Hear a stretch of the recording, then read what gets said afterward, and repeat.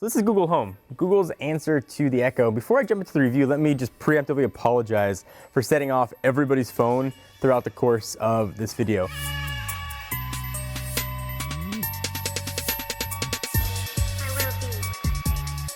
So this little guy is a smart speaker where you can ask, interact with it, interact with a lot of Google services. Think about it like Google's Assistant, but in your home, but not as full-featured.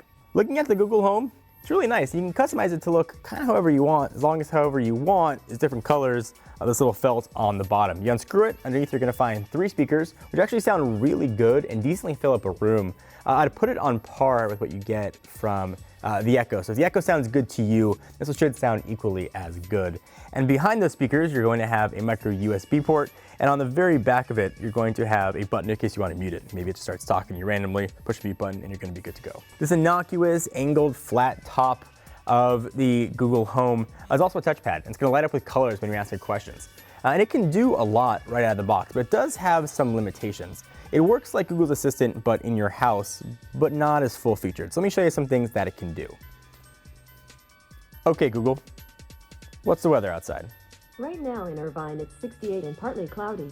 Today, it'll be partly cloudy with a forecasted high of 70 and a low of 53. Okay, Google, set a timer for 98,000 minutes. Okay, 68 days in 1 hour, and that's starting now. You can also get a bit more detailed. These are questions I legitimately asked it while it was at home during my 4.5 days of testing. Okay, Google, is a lentil a bean? According to the world's healthiest foods, they grow in pods that contain either 1 or 2 lentil seeds that are round, oval or heart-shaped discs and are oftentimes smaller than the tip of a pencil eraser. A detailed answer on lentils. You can also ask it to translate stuff for you. It'll translate it in the accent of the language that it's speaking. So, for example, okay, Google, how do I say the cheese is smelly in Japanese? So if you speak Japanese, tell me if it was right. Now, but of course, it's got personality too. Okay, Google, tell me a joke. Here you go. Why can't you trust an atom? Because they make up literally everything. Okay, Google, sing me a song. Yes, I can sing. I like to help you, even if it's strange, so I sing. You even play games with it. Okay, Google, let's play a game.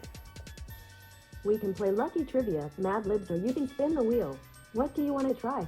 Turn off. And out of the box, it also integrates with a lot of other smart things. I hooked it up with my Nest at home, was able to set the temperature in my bedroom, hooked it up with ride-sharing programs, it'll integrate with Hue. There's a list of stuff it'll work with out of the box, and presumably more will be coming. But it is a bit limited with what it does, at least when it ships. Okay, Google, set a calendar reminder for tomorrow. Sorry, I can't add events to your calendar yet. Okay, Google, remind me to buy milk. Sorry, I can't set reminders yet. Okay, Google, read my emails. I can't read emails yet. So presumably it's going to get better. Integrate with other music services as well. Out of the box, hooked up with Google Play Music. You can use YouTube Music. There's Pandora, Spotify. So you can really hook it up with every music service you want. So you're not tied to Google Play Music if that's not the ecosystem that you live in. But no Apple Music support. And also, since it's a Google product, you can cast stuff to the TV. Setting it up is super simple. There's a Google Home app that you download for iOS or Android. You get almost the same features, and you can cast stuff to any of the TVs you have connected. In fact, it'll show you what's connected when you set it up. So I've got a Chromecast in my office. Okay, Google, cast Katy Perry music videos. All right, playing a YouTube mix of Katy Perry on John's office Chromecast. If anybody needs me, I'll be in my office.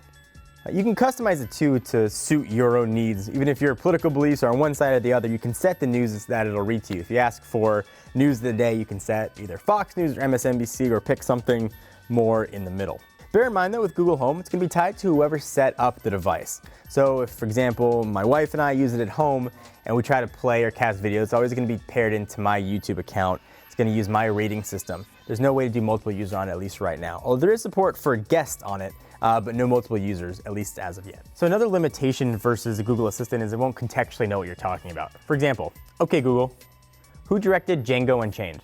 Django Unchained was directed by Quentin Tarantino. What else did he direct? See, it turns off after that query. So for $129, it's not a cheap device. You need something in your kitchen to set timers, to control your thermostat upstairs, or control your Hue lights. By all means, pick it up. It's going to do exactly that and do it very well. I think the future of the platform is just that, the future of the platform.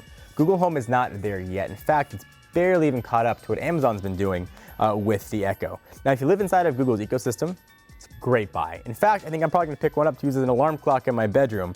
But if you want something that's going to do everything and only going to buy one at-home speaker smart device, you may want to wait a little while and see how Google evolves Google Home. What do you guys think? I think it's got a ton of potential, and I think it's going to be really awesome. Just needs to stay in the oven a little bit longer, and Google's really known for catching up really quickly. But let me know what you guys think. Leave in the comments down below. If you liked the video, thumbs up, and of course, subscribe. Until next time, I'm John Ranger from Techno Buffalo.